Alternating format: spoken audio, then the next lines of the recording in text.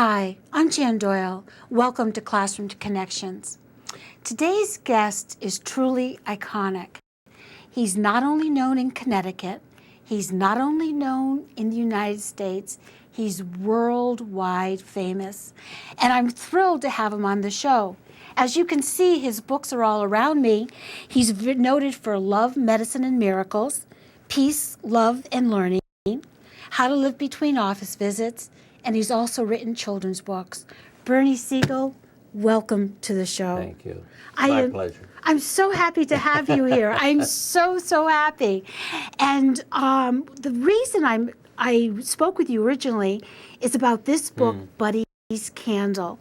And when I read the book, I wasn't sure if this was an autobiography, if it was a biography or pure fiction. A lot of people ask that because I wasn't of the the first characters. one. No, I wanted to be the first. Because a lot of people, you see, part of why this has been something I self-published because I was sending it to people, through the internet. I mean, I had written it, and I was trying to help people because it's about loss of a loved one. And they would say to me, "Oh, this happened to you," because there's a grandfather and the father and his child, and everybody assumed it's your story. I mean, I'd say I did assume it was your story. What is my story is the pain of loss.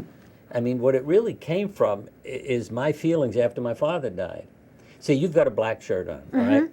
And literally, I was thinking, I'm going to wear black every day to remind me that I'm going to die so that I'll go out and have a nice day. And it came to me, that's sick. Your father doesn't want you to dress in black. And I realized what he wants you to do is go enjoy yourself. Yes, and yes. And the theme that came out of it is that if I walk around with grief all the time, then I'm putting out my father's candle. See, if you picture, because the symbolism in here is a boy and his dog both develop cancer. Yes. But it, in a sense, saves the boy's life because people hear about them and show up and become his bone marrow donor. Yes, it does save his life. But when his dog dies, he felt the way I did. A loved one has died. And on Father's Day, I'm up in heaven because the angel of death did work with me when I was a doctor. See, that part's true. And he took me to heaven. He said, it's Father's Day. All the fathers who died are walking by and carrying a beautiful candle, gorgeous robes, and it was a wonderful sight. And I poked the angel. I said, hey, there's a guy coming with a dark candle. Oh, go light it. So I walk up, and it's my father. I said, Dad, I'm here to light your candle. He said, son, they do, but your tears keep putting it out. Oh, yeah. Oh, that's huge. That changed my whole perspective, see? And this boy experiences the same thing, except in this case, the dogs are marching by. And the other was that must be very, very helpful for people who listen to you and talk to you. Because this book is ageless. It's not, as I share, it's not improper to cry and grieve. Right. But when you meet people who are still mad at God and everything else, because my son died 5 years ago. They're angry. Yeah, what about if your son showed up? What's he going to say? Mom, another 5 years of anger and grief, so I'll know you really loved me? No, he's going to say, Mom, enjoy the day. And animals understand this, and so do kids. I mean, when I thought one of our kids was going to be dead in a year because he had an x-ray with a bone tumor. And How long ago was this? Oh, he was only 7. I mean, that's like 30 years ago. Oh, that must have been very scary. It was a real learning. But you see, he taught me. The 7-year-old came to me, because we have 5 children, all right? So I'm trying to get across to all of them. Go to your room and be depressed. Your brother's going to be dead in a year. Now, this sounds sick, but this is a doctor, see? I'm not like that anymore. I've learned a lot. And he came to me the next day. I'm working at my desk. He says, Dad, can I talk to you for a minute? I said, sure. What is it? He said, you're handling this poorly. 7 years old. And I said, what do you mean? He said, we're trying to go out and play, and you want us in our room depressed. Wow. And yeah. Through the mouth and you of a see, child. actually what I've learned from all my work with cancer patients is, that's why I use the theme, be born again, that you learn you have a few months to live, you throw the garbage out, you quit what you're doing that you don't like. You move. I mean, all these stories I hear, and then people say, "I didn't die." I did. I yeah, remember. because Yes. you know they're living a new life, and it's genetic. I mean, you Yes. have to understand. I'm not blaming people for getting sick. It's what helps them survive and live longer. So I remember that it's dealing from with all that, yeah. Love, Medicine, and Miracles. I read this book years ago when I was in college, and then I had to reread it again as a graduate student. And I read this one, and you do make those comments about a woman, and she quit her job and she went horseback riding. And she's happy. yeah. So I do remember that from years ago. I remember in one reading. lady with agoraphobia. You know, these are people who fear everything. Yes. Her husband divorced her. He said, she won't go out in the rain. She won't write a check. She's driving me nuts. She develops cancer.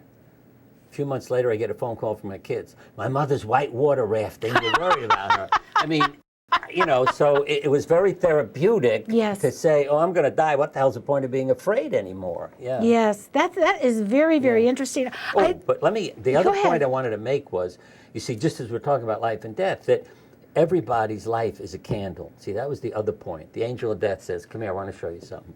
He said, while people are up here in heaven, the candle burns eternally. But when they're ready to resume a new life, you put your candle in this room.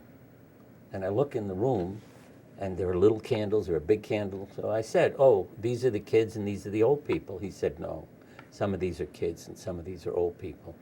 It's not about their age, it's about how much time they have left.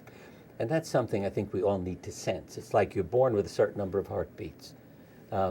And, you know, the key is don't burn out, burn up. That's a very interesting So distinction. live it fully, whatever time you have left. Because, again, the only thing of permanence is love. And Well, you also, in here, when I was reading it, the rainbow is a very important, significant in many element. ways, yeah. Do you want to explain that? Well, in this, they talk about the Rainbow Bridge. It's Yes. like, to me, the Rainbow Bridge, Thornton Wilder said, there's I the land of loved the him. living and the land of the dead, and the bridge is love. See, the only survival, the only meaning. Did he say that in our town? No, he said it in the Bridge of San Luis Rey. Oh, I And don't. we ourselves shall be loved for a while and forgotten, but the love will have been enough. All those impulses of love return to the love that made them. Even memory is not necessary for love. There's a land of the living and a land of the dying, and the bridge is love. The only survival, the only meaning. Because that's an interesting book too, you know. It Again, is, why are it these people is. on a bridge? What they do wrong, say. Yes. And ultimately, you realize it isn't about, you know, God punishing them. But again, it's almost forgot what your question was. I was wondering about the rainbow. Yeah, It was a very important part of this story. See, colors represent feelings also. So it's like your life is the rainbow. I mean, in the Bible, it's an important symbol. But also, Solzhenitsyn, in his book Cancer Ward, the men are sitting around the ward. One of them finds a book and says, oh, look, there are cases of self-induced healing. See, that's a wonderful term that doctors never use. They have spontaneous remissions and miracles. So you never learn from them. But if you have a case of self-induced healing, what is Solzhenitsyn's description? It's as if a rainbow-colored butterfly flooded out of the great open book. When I read that, I thought, beautiful. this guy knows, because he had cancer. That's beautiful. What's the rainbow? It's your life, but it's in order, see? You know what I mean? The colors are in a certain order. So every feeling in your life is in order. And what's the butterfly about? The symbol of transformation. So again, it's like rebirthing, putting everything in order. Yeah, some wonderful things could happen. And then you're going back to the book, Buddy, the spirit of Buddy seems to come back in another little dog. Yeah.